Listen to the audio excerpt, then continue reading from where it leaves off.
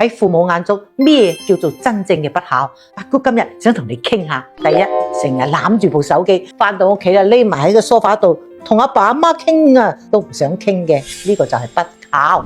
手機佢最好玩啊，能夠比血濃於水嘅親情重要咩？阿爸阿媽望穿雙眼，你哋返嚟啊，點知想同你哋傾下啲心裏話呢？你哋又好啦，眼一直就望住部手機唔使理。第二呢，就父母咧就抌埋一邊，唔理自己去逍遙快活，講咩？哎呀，工作忙啊，應酬多啊，我就諗唔通啦，忙到連返屋企食飯嘅時間都冇咩？一家人熱熱鬧鬧圍坐埋一齊，呢個先叫做家。你哋好啦，叫爸爸媽媽守住間吉屋，冷冷清清，邊個睇到啊都覺得可憐啦。第三，對父母嘅話咧就愛理不理，哎呀就嫌人哋煩啊，媽你老啦，成日都睇唔上青年人啊，但阿爸阿媽都係從後生過嚟嘅噃，佢哋食過嘅鹽比你哋食過嘅飯仲要多。